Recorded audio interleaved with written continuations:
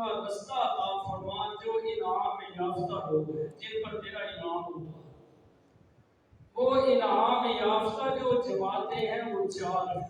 پہلی جماعت انبیاء علیہ السلام کی، دوسری صدیقین کی، تیسری شہداء کی اور چوتھی جماعت ہے صالحین کی۔ پہلی جماعت کے اندر تو ہر بندہ شامل ہو ہی نہیں سکتا، وہ تو اللہ کا انتخاب ہے، انبیاء علیہ السلام کی جو جماعت ہے۔ اور دوسری ہے صدیقین کی۔ صدیق اس شخصیت کو کہا جاتا ہے کہ جس نے ساری زندگی سچائی پہ بسر کی ہو، اور سب سے بڑی سچائی ہے کلمہ اسلام کو پڑھنا اور اس کی تبلیغ کی۔ تیسری انعام یافتہ جماعت ہے شہداء کی، جنہوں نے اللہ کے راستے کے اندر اعلاء کلمت اللہ کے لیے کہ اللہ کا کلمہ دنیا میں بلند ہو، اپنی جان اللہ کے راستے میں دے دی۔ یہ شہادت کا جو مقام اور مرتبہ ہے،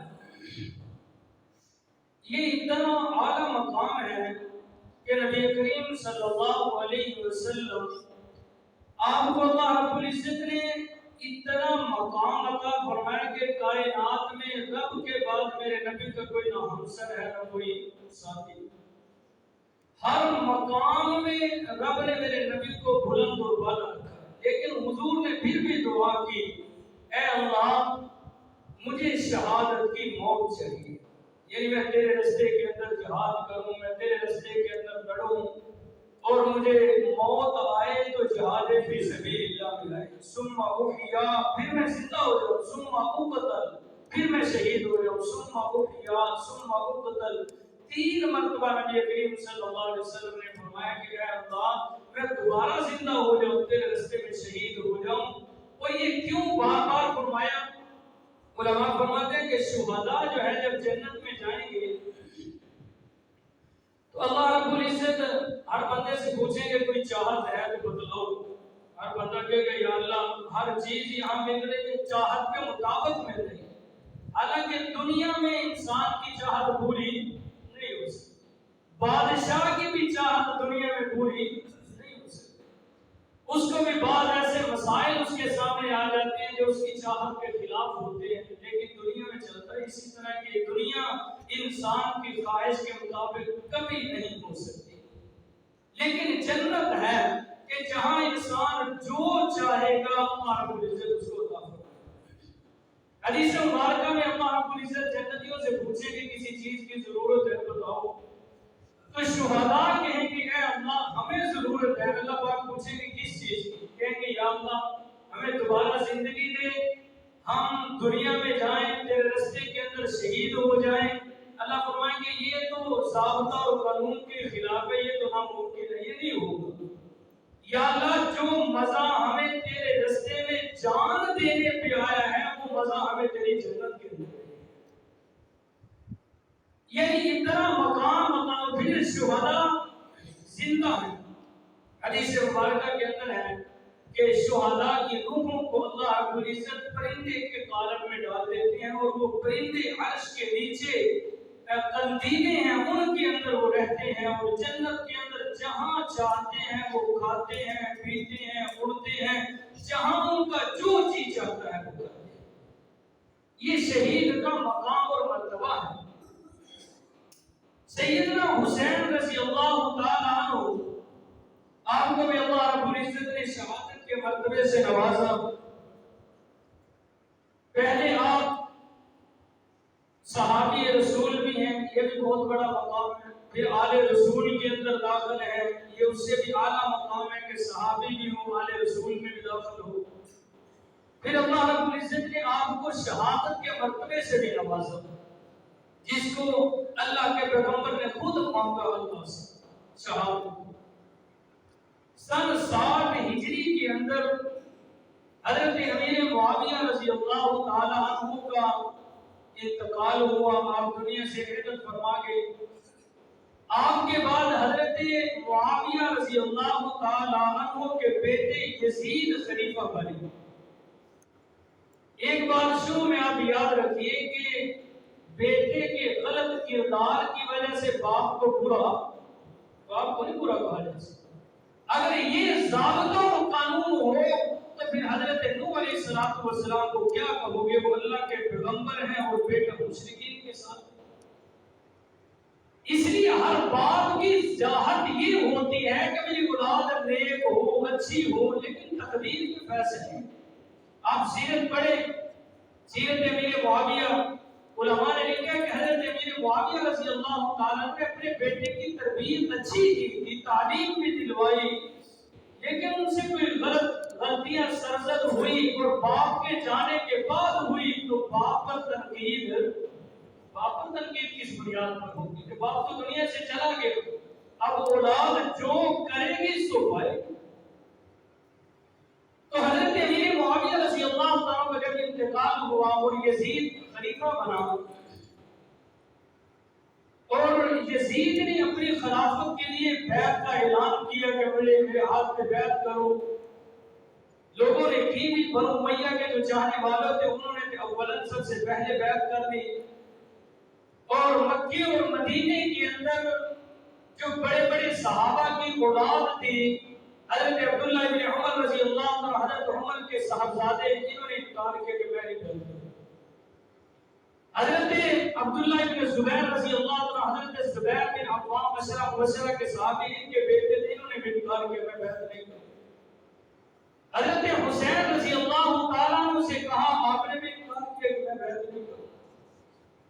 اور اس سے شاید میں گزشتہ جمعے بھی عرض کر چکا ہوں، ابھی میں آپ کے سامنے عرض کر دیے دیتا ہوں کہ اس سے یہ تو معلوم ہو گیا کہ یزید کے اگر ہاتھ پر حضرت حسین بیعت نہیں کرتے، حضرت حسین نے حضرت ابو بکر کے ہاتھ پر بیعت کی ہے، تو اس سے معلوم ہوا کہ حضرت ابو بکر کی خلافت بلا حق برحق ہے، ٹھیک ہے، صحیح ہے۔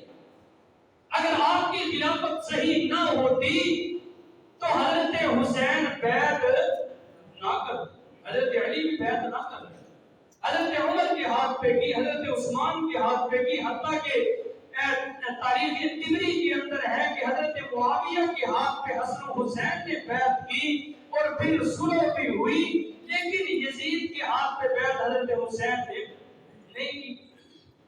اب یزید نے جو مدینہ کے عامل تھے، گورنر تھے، ان کو حکم بھیجا کہ جلدی کرو، حضرت حسین کو کہو کہ میرے ہاتھ پہ بیعت کریں۔ حضرت حسین رضی اللہ تعالیٰ آپ مدینے سے مکہ تشریف لے گئے، حضرت عبداللہ بن زبیر بھی، حضرت عبداللہ بن عمر بھی مدینے سے، اور ایام حج شروع ہونے والے تھے، یعنی ذی الحج کا مہینہ شروع ہونے والا تھا اور لوگ حج کے لیے مکہ میں جا رہے۔ حضرت عبداللہ بن زبیر بھی گئے، حضرت حسین بھی، وہاں کے لوگوں نے جب دیکھا انہوں نے حضرت عبداللہ بن زبیر کے ہاتھ پر بیعت خلافت کر لی، مکہ کے لوگوں۔ حضرت عبداللہ بن زبیر بھی بڑے جلیل القدر صحابی ہیں، حضرت اسماء بنت صدیق کے بیٹے ہیں، ماں حضرت اسماء ہیں اور باپ حضرت زبیر بن عوام ہیں جو عشرہ مبشرہ کے صحابی، اور اتنے متقی اور پرہیزگار تھے حضرت عبداللہ بن زبیر کہ اب حجاج بن یوسف نے ان پر حملہ کیا تھا تو پتھر برس رہے تھے اور یہ بیت اللہ میں نماز پڑھ رہے تھے، لوگ کہتے تھے کہ یہ حرکت ہی نہیں کرتے، اتنے بڑے پتھر گرے حتیٰ کہ بیت اللہ کی چھت گر گئی ان سے، لیکن حضرت عبداللہ بن زبیر رضی اللہ تعالیٰ عنہ آپ انتہائی اطمینان اور سکون سے نماز پڑھتے تھے، ایسے متقی اور پرہیزگار تھے۔ تو لوگوں نے حضرت عبداللہ بن زبیر کے ہاتھ پہ بیعت کر لی۔ اب مکہ کے اندر حاکم حضرت عبداللہ بن زبیر کو تسلیم کر لیا گیا، لیکن حضرت حسین رضی اللہ تعالیٰ حضرت عبداللہ بن زبیر کی بھی بیعت نہیں کی، اور نہ حضرت عبداللہ بن زبیر نے کہا کہ آپ میرے ہاتھ پہ بیعت کریں، اس لیے کہ ان کو معلوم تھا کہ یہ نواسہ رسول ہیں، ان کا مقام ہم سے زیادہ ہے۔ اب مدینہ سے مکہ کے اندر بھی یزید کا گورنر پہنچا، اس نے کہا کہ آپ کو بیعت کرنی ہوگی، لیکن اب کوفیوں نے حضرت حسین رضی اللہ عنہ کو خط لکھے۔ اب آپ پوری گفتگو میں یہ اندازہ کر لیں گے کہ حضرت حسین کے اصل قاتل ہیں کون۔ کوفیوں نے خط لکھے کہ آپ کوفہ کے اندر تشریف لے آئیں، ہم آپ کے ہاتھ پر بیعت کریں گے۔ حضرت عبداللہ بن زبیر رضی اللہ تعالیٰ آئے، آپ نے عرض کیا نواسہ رسول آپ کوفے نہ جائیں، کوفے کے لوگ با اعتماد نہیں، مکے کے لوگ با اعتماد ہیں، میں یہاں کی حکمرانی چھوڑ دیتا ہوں، آپ یہاں حکمران بنے، میں آپ کے ہاتھ پر بیعت کروں گا، آپ کوفے آپ نہ جائیں۔ حضرت عبداللہ بن عباس آئے، انہوں نے بھی یہی عرض کیا نواسہ رسول آپ کوفے نہ جائیں، کوفے کے لوگ با اعتماد نہیں، انہوں نے آپ کے والد کا بھی اچھی طرح ساتھ نہیں دیا۔ حضرت علی یعنی جب خلیفہ بنے تو کوفے میں تشریف لے گئے، آپ کے بھائی حضرت حسن کا بھی ساتھ نہیں دی، یہاں تک کہ جب حضرت حسن نے امیر معاویہ کے ہاتھ پر بیعت کی، آپ امامت کے لیے مصلی پر تشریف لائے، ان بدبختوں نے مصلی نیچے سے کھینچ لیا اور کہنے لگے تو ذل المومنین ہے، مسلمانوں کو ذلیل کرنے والا ہے، ہم تیرے پیچھے نماز نہیں پڑھیں گے۔ حضرت حسن نواسہ رسول کو کہا تو حضرت عبداللہ بن عباس نے کہا خدا کا واسطہ ہے آپ کوفے نہ جائیں، انہوں نے آپ کے بھائی سے وفا نہیں کی، آپ کے والد سے وفا نہیں کی، آپ سے کس طرح وفا؟ آپ نہ جائیں۔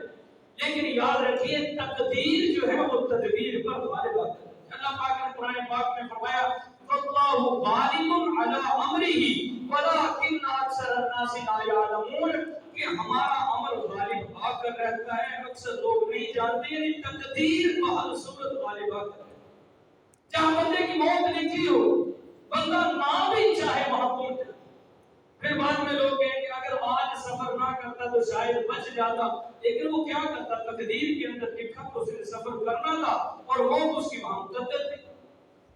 تو میں نے عرض کیا کہ کوفہ والوں نے خط لکھے کہ آپ تشریف لائیں، ہم یزید کے ہاتھ پہ بیعت نہیں کریں گے، آپ کو اپنا خلیفہ تسلیم کریں گے، آپ آئیں، فصلیں پک چکی ہیں، پھل پک چکے ہیں، آپ کے ہم منتظر ہیں۔ اب ادھر صحابہ اکرام آپ کو سمجھا رہے ہیں، یعنی جلیل القدر جو بڑے بڑے صحابہ کی اولاد ہیں، خود بھی یہ صحابی تھے، حضرت عبداللہ بن عمر، حضرت عبداللہ بن زبیر، حضرت عبداللہ بن عباس، حضرت عبد الرحمن بن ابو بکر، یہ بڑے بڑے صحابہ کی اولاد خود صحابی تھے۔ انہوں نے بڑی یعنی یہ کوشش کی کہ حضرت حسین نہ جائیں، لیکن حضرت حسین نے فرمایا کہ اب تو میں مصمم ارادہ کر چکا ہوں، میں جاؤں۔ آپ نے سب سے پہلے فیصلہ کیا کہ میں اپنا کوئی سفیر بھیجتا ہوں اور وہ میرا سفیر وہاں کے حالات مجھے بتلائے۔ حضرت مسلم بن عقیل رضی اللہ تعالیٰ کو آپ نے اپنا سفیر بنا کر بھیجا۔ یہ حضرت عقیل کے بیٹے ہیں، حضرت عقیل حضرت علی کے بھائی ہیں، یعنی چچا یا تایا کے بیٹے حضرت حسین، کزن کہہ لیں جس طرح عام زبان میں۔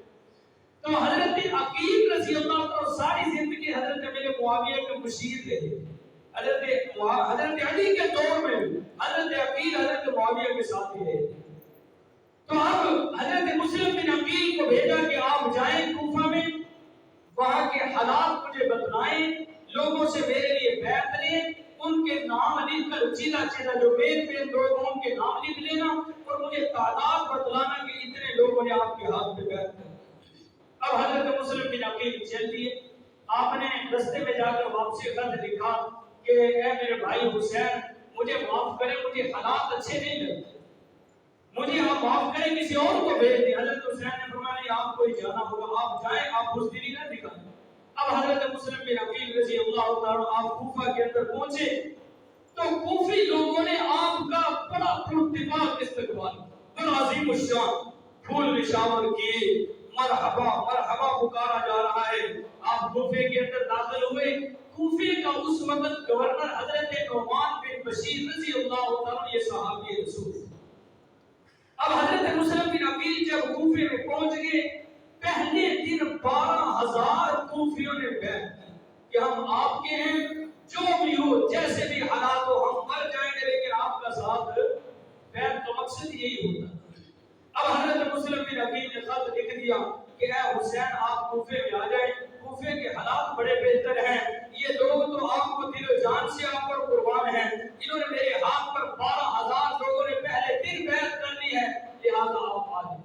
اب حضرت حسین نے جب خط پڑھا آپ نے کہا کہ وہاں کے حالات تو بڑے بہتر ہیں اور اس سے یہ معلوم ہو رہا ہے کہ عالم الغیب ذات کس کی ہے، حالانکہ اہل تشیع کا یہ نظریہ ہے کہ 12 امام بھی عالم الغیب ہیں۔ اب حضرت حسین رضی اللہ عنہ وہاں کے حالات کو نہیں جانتے کہ کیا بنے گا، آپ نے کہا وہاں کے حالات تو بہتر ہیں۔ آپ نے ایک شخص کو بصرہ کے اندر بھیجا کہ بصرہ کے لوگ حضرت علی سے بڑی محبت کرتے ہیں، ان کو کو بھی جا کر کہو کہ میرے ہاتھ پر بیعت کرے، یزید کے ہاتھ پر نہ کرے۔ اب ایک شخص بصرہ کے اندر پہنچا، ادھر یزید کو پتا چل گیا، کوفہ کے ایک بندے عبداللہ بن مسلم الحضرمی نے خط لکھا یزید کو کہ یہاں کے حالات تو بگڑ چکے، مسلم بن عقیل حضرت حسین کی بیعت لے رہے ہیں، اگر تم چاہتے ہو کوفہ کی حکومت تمہارے پاس رہے، نعمان بن بشیر کو معزول کر دو، یہ تم سے کچھ بھی نہیں کہہ رہا، کوئی اور گورنر بھیجو۔ اب نعمان بن بشیر کو لوگوں نے کہا کہ تم دیکھ نہیں رہے کیا ہو رہا ہے؟ حضرت نعمان بن بشیر نے کہا کہ میں نہیں چاہتا کہ میں آل رسول کے سامنے کھڑا، میرے صحابی رسول دینا کہتے ہیں میں نہیں یہ چاہتا۔ اب یزید نے اس کے باپ کا حضرت معاویہ رضی اللہ عنہ کے ایک غلام تھے، سرجوم نام کا عیسائی تھے، اس سے مشورہ کیا بلا کر کہ مجھے کوئی مشورہ دے میں کیا کروں۔ اس نے کہا کہ عبید اللہ بن زیاد کو گورنر بنا کر کوفہ میں بھیج دے اور اسے حکم دے دے کہ مسلم بن عقیل کو قتل کر دے، اور جو لوگ بھی حضرت حسین کے حامی ہیں یا تو آپ کی حمایت پر آ جائے ورنہ ان کو قتل کر دے۔ اب یزید نے خط لکھ دیا، عبید اللہ بن زیاد کو گورنر بنا دیا، اور کوفے والوں کو یہ ہر دن وہ منتظر تھے کہ آج حضرت حسین تشریف لے۔ عبید اللہ بن زیاد گئے اور اس نے امامہ باندھا ہوا تھا جس طرح عرب یعنی حجاز مقدس مکہ اور مدینہ کے لوگ باندھتے ہیں۔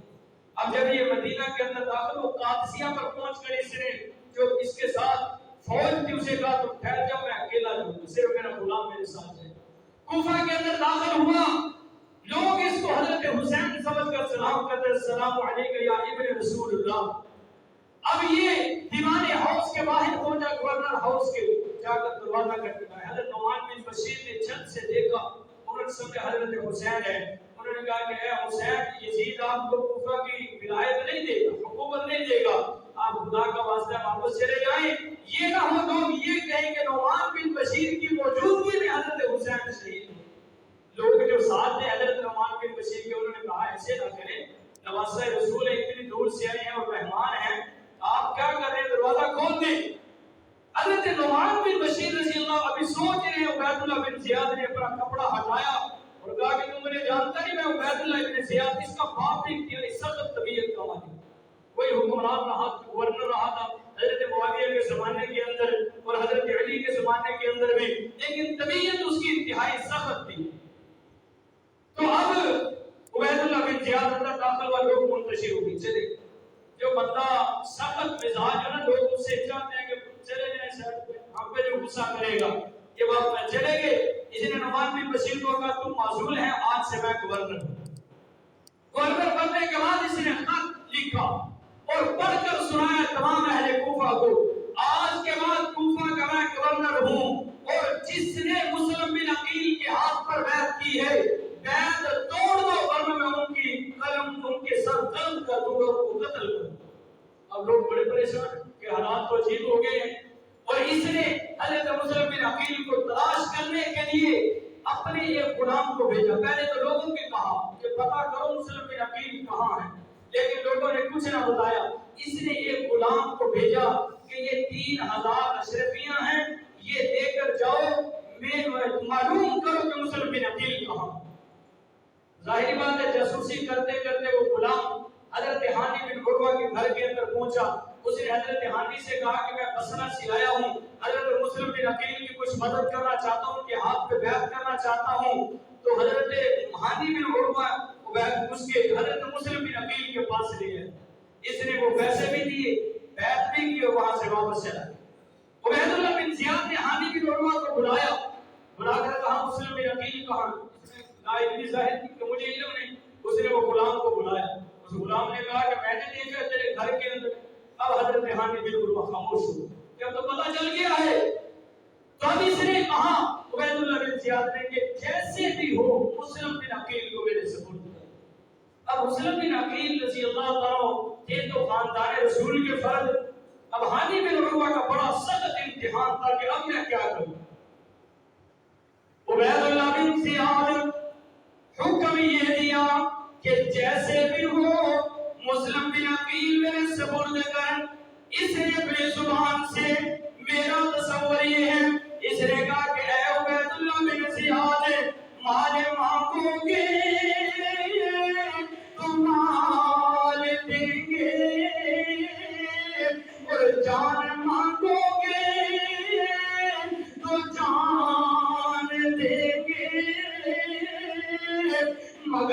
ہم سے نہ ہو سکے گا کہ نبی کا چاہو جلال دیں گے۔ حضرت ہانی بن عروہ آپ نے فرمایا میں قتل ہو سکتا ہوں، میں اپنی جان دے سکتا ہوں، میرا سارا مال تلف ہو جائے، میرا گھر اجڑ جائے، میں سب کچھ برداشت کر سکتا ہوں، لیکن اپنے نبی کے خاندان کے فرد حضرت مسلم بن عقیل کو تیرے سپرد نہیں کر سکتا۔ اب عبید اللہ ابن زیاد نے ہانی بن عروہ کو گرفتار کر لیا۔ حضرت مسلم بن عقیل رضی اللہ تعالیٰ عنہ آپ کو معلوم ہو گیا کہ حضرت ہانی بن عروہ کو عبید اللہ ابن زیاد نے گرفتار کر لیا۔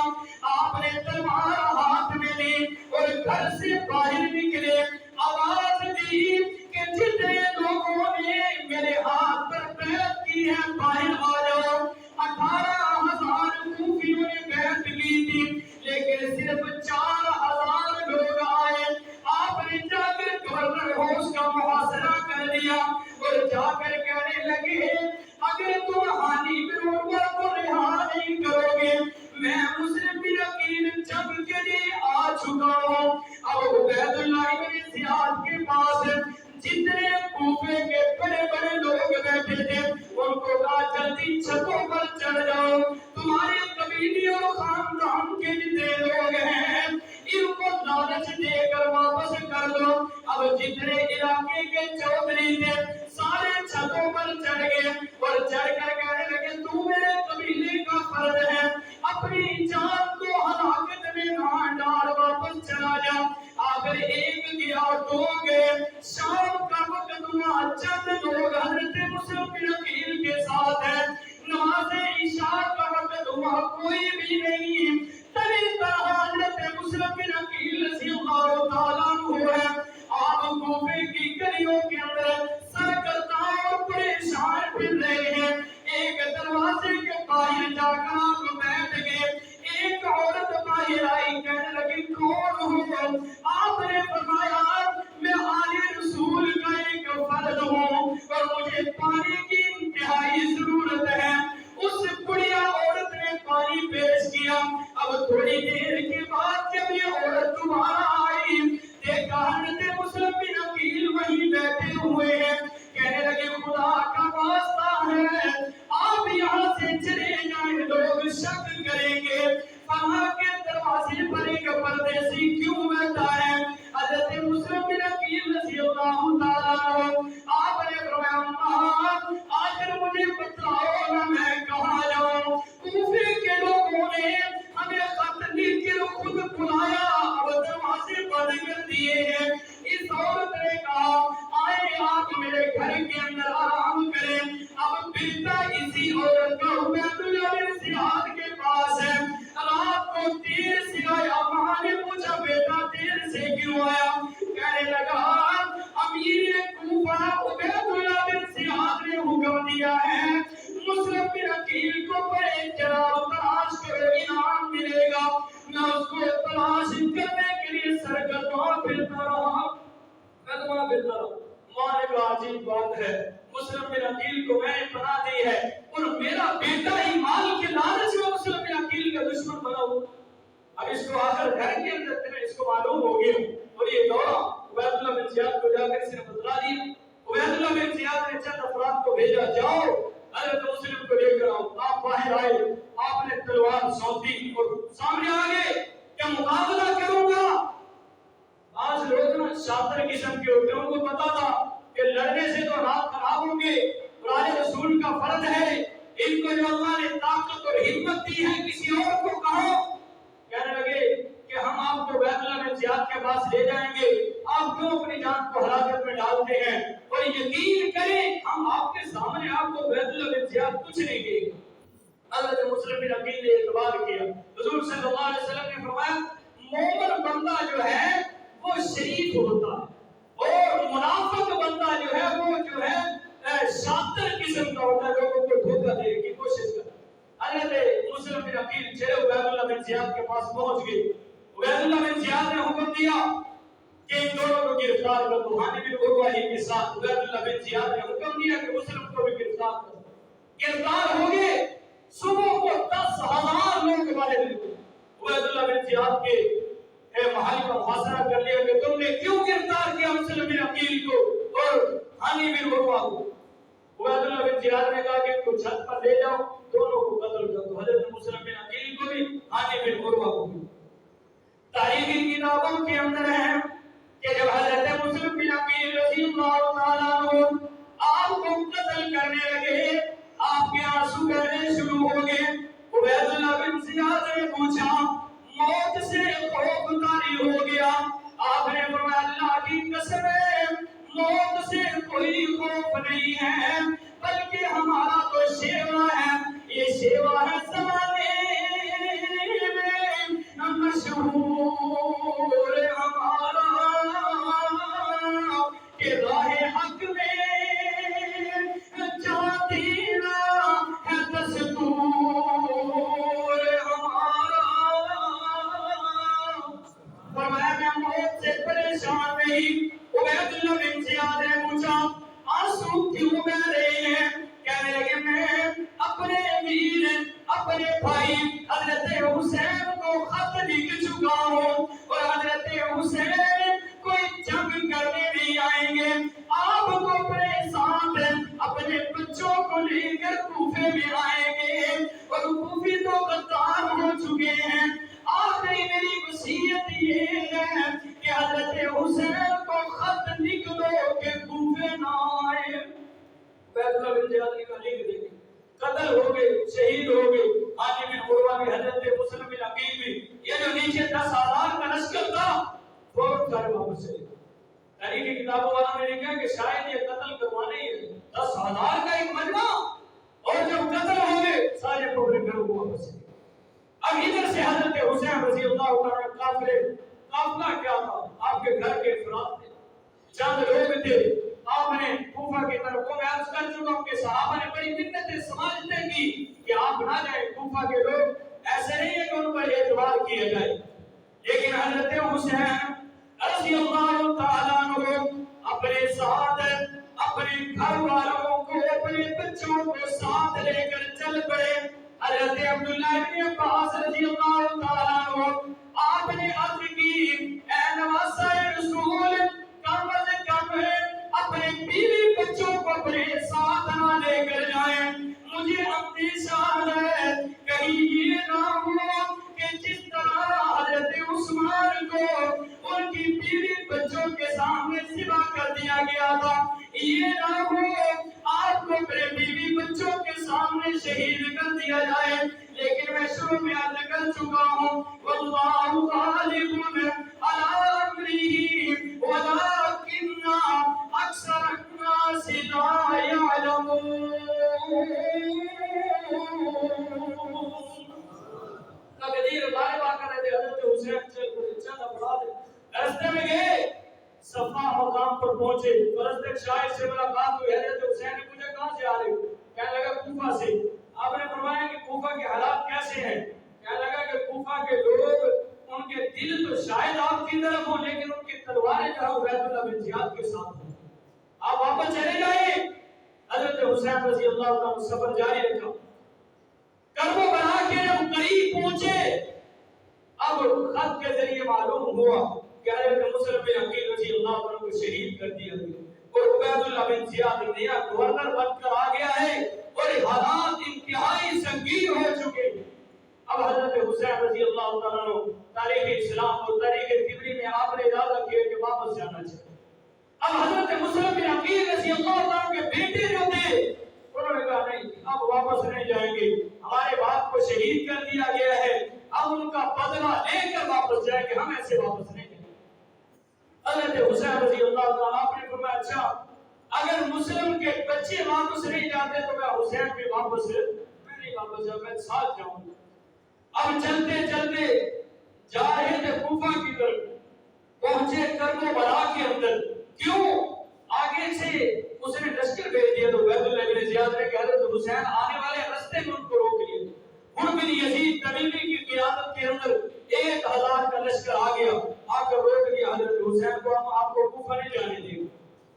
اور تھوڑے دنوں کے بعد عمر بن سعد ان کی قیادت کے اندر 4000 کا لشکر عبید اللہ بن زیاد نے اور بھیج دیا. اب حضرت حسین رضی اللہ عنہ کے پیچھے یہ نمازیں پڑھ رہے ہیں. کوفہ کے عبید اللہ بن زیاد کی فوج ہے. نماز کا وقت ہوتا ہے, حضرت حسین نماز پڑھاتے ہیں. سارے نمازیں حضرت حسین کے پیچھے پڑھتے ہیں. معلوم یہ ہوا کہ حضرت عبداللہ بن عمر رضی اللہ عنہ نے حضرت حسین رضی اللہ عنہ سے فرمایا تھا کہ واسطے رسول آپ بنا جائیں. اللہ کے رسول صلی اللہ علیہ وسلم نے آخرت کو پسند کیا ہے, دنیا کو پسند نہیں کیا. میں عبداللہ بن عمر کا خیال یہ ہے کہ اللہ رب العزت آپ کو مقام اور مرتبے کو بے شمار عطا کرے گا, لیکن آپ چھوڑے یہ حکومت شاید آپ کے پاس نہ آ سکے, اس لیے کہ آپ کے نانا نے ان کی دعا کی ہی نہیں ہے, یہ شاید آپ کی طرف نہ آ سکے. آپ یہی مکہ کے اندر رہیں. لیکن میں عرض کر چکا ہوں حضرت حسین رضی اللہ تعالیٰ عنہ, اب یہ نقطہ آپ انتہائی غور سے سمجھے. بعض خارجی قسم کے لوگ حضرت حسین کو قصوروار ٹھہراتے ہیں کہ حضرت حسین کیوں کہ نہ جاتے تو ایسے حالات نہ بنتے. اب حضرت حسین کیوں گئے تھے, وجہ کیا تھی؟ وجہ یہ تھی کہ حضرت حسین رضی اللہ عنہ یزید کو اس عہد نہیں سمجھتے, یزید کو اس عہد نہیں سمجھتے تھے. اس لیے حضرت حسین رضی اللہ عنہ گئے کہ یہ جو خلافت کا عہدہ ہے, جو شخص اس پر آئے گا, ظاہری بات ہے کہ دین کو نافذ خلیفہ نے کرنا ہوتا ہے, اور جو خلیفہ اس عہد نہ ہو تو میں اس کی بیعت نہیں کر سکتا. اب عمر بن سعد کی قیادت کے اندر جو لشکر آیا اور حر بن یزید تمیمی کی, حضرت حسین رضی اللہ عنہ آپ سمجھ گئے کہ حالات تو انتہائی سنگین ہو چکے ہیں. آپ کوفہ سے کربلا کی طرف ہو گئے. کربلا کے میدان کے اندر پہنچ کر آپ نے وہاں خیمے لگا دیے اور آپ نے عمر بن سعد کو بلایا. بلا کر کہنے لگے میری 3 شرطیں ہیں, تینوں میں سے کوئی ایک تسلیم کر لو. کیا؟ فرمایا مجھے پہلی شرط میری یہ ہے مجھے واپس جانے دو مکہ کی طرف. دوسری شرط یہ ہے کہ مجھے کسی اسلامی سرحد پر جانے دو, کافروں سے مجھے جہاد کرنے دو. یہ تو ظاہری بات ہے, کلمہ پڑھنے والے تھے سارے. فرمایا میں نہیں چاہتا کہ میں تم سے لڑوں, میں کافروں سے لڑوں گا, مجھے جانے دو. تیسری شرط میری یہ ہے کہ مجھے شام میں یزید کے پاس جانے دو, میں براہ راست ملاقات کروں گا, میں پوچھوں گا مجھے بتلا تجھے کیا مسئلہ. ظاہر ہم بیٹھیں کہ شاید ہمارا معاملہ حل ہو جائے. اب عمر بن سعد نے عبید اللہ بن زیاد کے پاس خط لکھ بھیجا کہ حضرت حسین یہ 3 شرطیں پیش کر رہے ہیں. عبید اللہ بن زیاد بھی یہ چاہتا تھا جنگ نہ ہو, حضرت حسین کا خون میرے اوپر نہ لگے. عمر بن سعد بھی یہ چاہتے تھے کہ میں نہ بدنام ہو جاؤں. سب کو پتا تھا کہ حضرت حسین کون ہے, سب کو ہی پتا. اب شمر بیٹھا تھا عبید اللہ بن زیاد کے پاس, شمر ذی الجوشن جو حضرت حسین کا قاتل ہے. اور یہ شاید آپ کو علم نہ ہو یہ کون تھا شمر. یہ حضرت علی رضی اللہ عنہ کا سارا, حضرت علی کا سارا. علی کی کتابیں پڑھے, ام البنین حضرت علی کی بیوی ہے, یہ اس کا سگا بھائی. اور اس کے سگے 4 بھانجے حضرت عبداللہ, عبید اللہ اور حضرت عثمان, اور یہ 4 حضرت جعفر, یہ اس کے سگے بھانجے تھے جو کربلا کے اندر حضرت حسین کے ساتھ. اس نے عبید اللہ بن زیاد سے کہا کہ آپ ایسے کریں, میرے جو سگے بھانجے ان کے لیے امان لے لیں, ان کو قتل نہ کرنا. باقی میرا مشورہ یہ ہے آپ حضرت حسین کو مہلت نہ دو. اگر یہ یزید کے پاس چلا گیا تیری عزت کچھ نہیں رہے گی. یہ تو واسطہ رسول ہیں, اس کا تو مقام بڑھ جائے گا, آخر صلح ہو جائے گی. جس طرح صلح حضرت معاویہ کے ساتھ ہو چکی تھی حضرت حسن کی. عبید اللہ بن زیاد نے کہا آخر پھر کیا کرے؟ کہنے لگا تم ایک ہی شرط رکھو کہ میرے ہاتھ پر بیعت کرو تب تمہیں چھوڑا جا سکتا ہے, ورنہ نہیں. حضرت حسین رضی اللہ عنہ کے پاس پیغام پہنچا. آپ نے فرمایا میں یزید کے ہاتھ پہ بیعت نہیں کر رہا, اور تو کہہ رہا ہے میرے ہاتھ پر بیعت کر.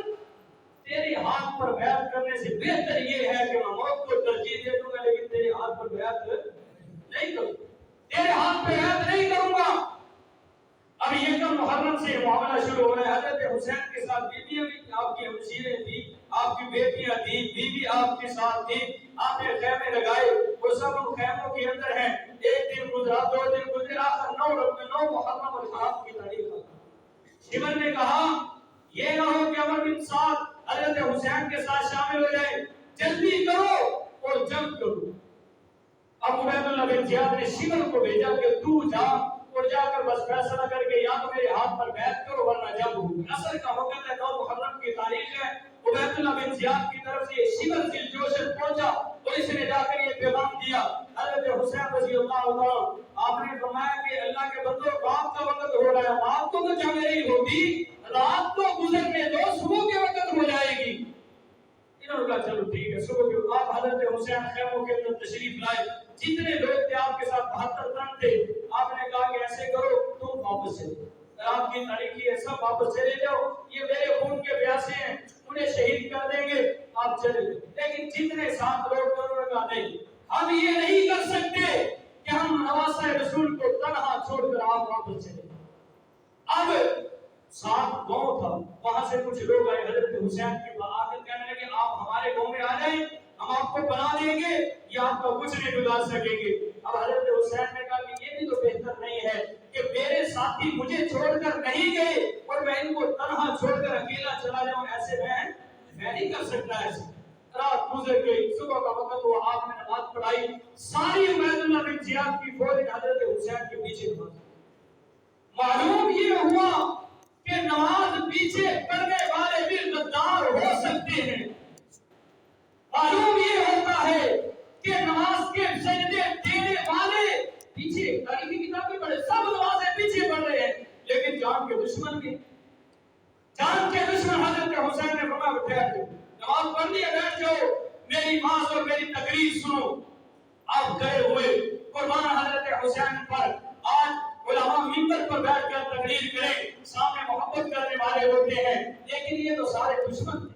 حضرت حسین نے فرمایا ٹھہرو، آپ نے آواز شروع کیا، فرمایا مجھے جانتے ہو میں نواسہ رسول ہوں، میرے متعلق امام الانبیاء جناب محمد رسول اللہ صلی اللہ علیہ وسلم آپ نے فرمایا ہے کہ حسین جنت کے نوجوانوں کا سردار ہے، اور تم یہ جانتے ہو، اگر نہیں جانتے وہ صحابہ زندہ ہیں ان سے پوچھ لو، میرا نانا میرے چہرے کو چوما کرتا تھا، میں نواسہ رسول ہوں، اگر حضرت عیسیٰ کا گدھا بھی موجود ہو، عیسائی اس گدھے کو چومتے نظر آئیں گے، آخر تم کیسے مسلمان ہو کہ نواسہ رسول کے قتل کے در پہ کھڑے ہو چکے ہو؟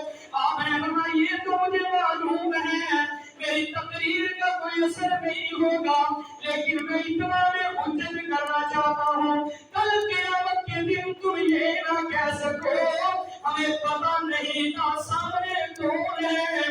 میں اتنا میں حجت کرنا چاہتا ہوں، میں تمہیں بتا رہا ہوں میں نبی کا نواسہ ہوں، حضرت زہرا کا لقب جگر ہوں، میں علی کا بیٹا ہوں اور جنتی نوجوانوں کا سردار ہوں۔ لیکن کسی پر ظالم جب ظلم پر اترتا ہے اس پر وعظ و نصیحت کا کوئی اثر نہیں ہوتا، کوئی اثر نہیں ہوا۔ حضرت حسین رضی اللہ عنہ صف بندی کی، تو وقت ہو رہا میں مختصر عرض کروں گا۔ صف بندی کے اندر ظاہری بات ہے ادھر ایک لشکر جرار تھا اور ادھر 72 تن ہیں، تنہا آ رہے ہیں اور شہید ہو رہے ہیں، یہاں تک کہ جب تمام قبائل کے جو دوسرے لوگ تھے وہ شہید ہو گئے، اب حضرت حسین رضی اللہ عنہ کے بنو ہاشم کے جو جان تھے آپ نے ان کو بھیجنا شروع کیا۔ آپ کے بھائی بلکہ شمر نے یہ بھی کہا، میں عرض کر چکا یہ شمر حضرت علی کا کیا تھا؟ سارا تھا۔ اس نے اپنے بھائیوں کو کہا بھی میں تمہیں امان دیتا ہوں میری طرف آ جاؤ، لیکن چاروں حضرت علی کے بیٹوں نے کہا تھا کہ ہمیں اس زندگی سے موت بہتر ہے کہ ہم اپنے بھائی سے غداری کریں، ہم اپنے بھائی حضرت حسین سے غداری نہیں کریں گے۔ آخر یہ بھی بھائی پچھلے جمعے میں عرض کر چکا ہوں کہ حضرت علی کے حضرت حسین کے علاوہ کتنے بیٹے شہید ہوئے تھے کربلا میں؟ 8 بیٹے۔ حضرت علی رضی اللہ عنہ کے بیٹے 8، حضرت ابوبکر بھی نام ہے، عمر بھی ہے، عثمان بھی ہے، عبداللہ بھی ہے اور اس میں جعفر بھی ہے، حضرت عباس بھی ہیں، یہ سارے بیٹے کربلا کے اندر شہید ہوئے۔ اور آپ کے حضرت علی کے بیٹے بھی اور بلکہ حضرت حسن کے بیٹے بھی، آپ کے بھتیجے اور بھانجے بھی اور محمد بھی سارے جب شہید ہو چکے، آپ کا ایک بیٹا میں ہے تاریخ طبری کے اندر کہ چھوٹا بیٹا کا نام علی اصغر ہے، بڑے کا نام علی اکبر تھا، اور درمیان کا بیٹا حضرت امام زین العابدین ہے۔ نام تھا علی اوسط، اوسط کہتے ہیں درمیانے کو، آپ نے نام سب کے علی رکھے تھے، علی اکبر، علی اوسط، علی اصغر، اور یہ لقب ہے زین العابدین۔ عابد کہتے ہیں عبادت کرنے والے کو، عابدین کی زینت حضرت علی کے یہ پوتے حضرت حسین کے بیٹے علی اوسط، اور لقب کیا ہے امام زین العابدین۔ یہ بیمار تھے، یہ لیٹے ہوئے تھے، چھوٹا بیٹا بھی میدان کے اندر آیا اور حضرت حسین نے ہاتھ میں اٹھایا ہوا ہے، تاریخی کتابوں کے اندر ہے، یہ ظالموں کی طرف سے تیر چلا اور بیٹے کے حلق کے اندر پیوست ہوا، حضرت حسین نے یوں خون لیا اپنے ہاتھوں کے اندر، آسمانوں کے طرف خون کو اچھالا، اچھال کر کہنے لگے اے اللہ اگر تو اسی بات پر راضی ہے کہ حسین کا سارا کنبہ تیرے راستے میں شہید ہو جائے، اے اللہ میں تیری رضا پر راضی ہوں۔ حضرت حسین نے ماتم نہیں کیا، حسین کو ماننے والے ان کے لیے لازم ہے کہ وہ صبر کریں۔ حضرت حسین نے صبر کیا، آپ آئے خیموں کے اندر، آپ نے بیویوں سے کہا کہ صبر کرنا ہے، اللہ اور اس کے رسول نے صبر کی تلقین کی ہے، کل یہ ہوگا میں شہید ہو جاؤں۔ اب حضرت حسین زور کا وقت ہے، آپ نے یمنی چادر سے بلند کی، جب سارے شہید ہو گئے، کیا حضرت حسین کا حوصلہ کہ بیٹا کی لاش پڑی ہے، بھائی کی لاش پڑی ہے، خدا کی قسم ہے گھر کے اندر ایک لاش ہو بندے کو اٹھنے کو جی نہیں چاہتا، ان کو اوسان خطا ہو جاتے ہیں، بندے کو یوں ہوتا ہے کہ میں تو زندہ ہی نہیں رہا، لیکن کمال آل رسول کے حوصلے پر اور استقامت پر کہ ساری لاشیں موجود ہیں، لیکن حضرت حسین نے تلوار لی اور میدان کے اندر آئے، میدان کے اندر آئے، گھوڑے پر سوار ہیں، آپ آئے، آپ پر حملہ کرنے کے لیے کوئی آگے نہیں بڑھتا، ہر ایک ڈرتا تھا کہ کہیں وہ بدبخت میں نہ ہو جاؤں کہ جس کی تلوار سے ارواح رسول شہید ہو جائے۔ حضرت حسین جس طرف تلوار چلاتے تھے سارے دوڑتے تھے پیچھے کی طرف، آخری یہ شیون بدبخت یہ آگے بڑھا، حضرت حسین رضی اللہ عنہ پر حملہ کیا، آپ کا بازو کٹ گیا، زمین پر بازو گر گیا، آپ گھوڑے سے زمین پر آ گئے۔